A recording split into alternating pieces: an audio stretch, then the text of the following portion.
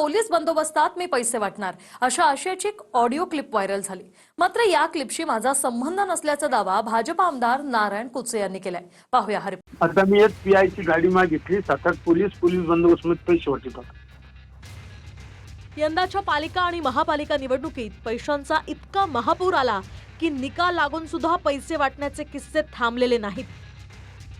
भाजप आमदार नारायण कुचेंची एक audio clip आता व्हायरल झाली आहे, ज्यात मी पोलिसांच्या बंदोबस्तात पैसे वाटून दाखवीन असं खुद्द भाजप आमदार एका व्यक्तीला सांगतोय।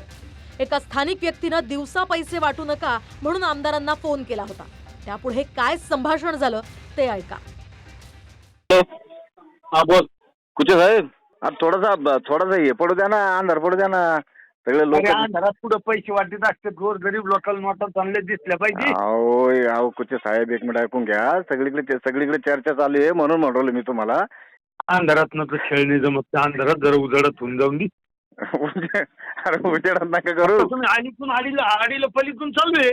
नाही आडीलं नाही तुम्हाला कोण। हॅलो, हे तुमचा गैरसमज आहे, तुम्हाला आडीलं नाही कोण। आता मी एक पीआयची गाडी मागितली, 7-8 पोलीस बंदोबस्तात पैसे वाटत होते। बिंदास वाटा कुठे साहेब, मी तुम्हाला काय सांगतो, पण थोडासा अंधार पडू द्या। गरीब जनतेचं भलं होऊन द्या ना। तुम्ही तर भलत का ना। अहो आमदार साहेब, तुम्ही आतापर्यंत तुम्ही भलत काही चाललेले आहे ना। थोडा अंधार पडू द्या। ठीक आहे, ओके। ही ऑडिओ क्लिप व्हायरल झाल्यानंतर आपला या क्लिपशी काहीही संबंध नसल्याचा दावा आमदार नारायण कुचेंनी केलाय, तर दुसऱ्या बाजूनं आपल्याकडे सारे पुरावे असल्याचा दावा क्लिप समोर आणणाऱ्या व्यक्तीनं केलाय। मी स्वतः नारायण कुचे साहेबांना फोन केला होता की साहेब हे असं चालू आहे, तुम्ही हे थांबवायला पाहिजे कुठंतरी।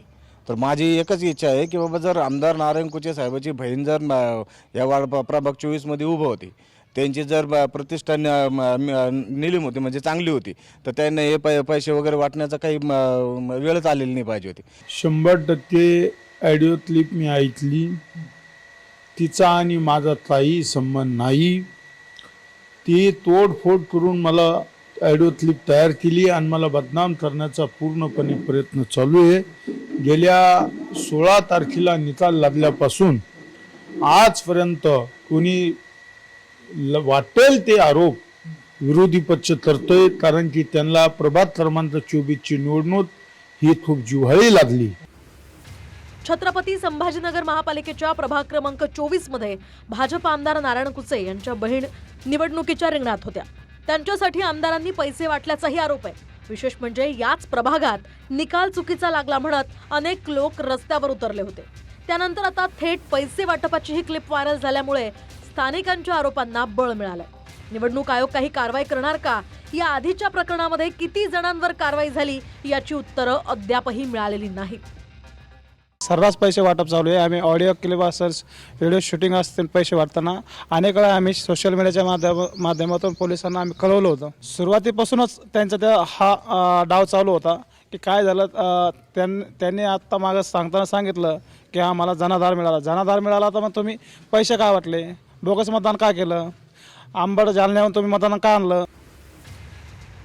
संजय सरोदे, TV9 मराठी, छत्रपती संभाजीनगर।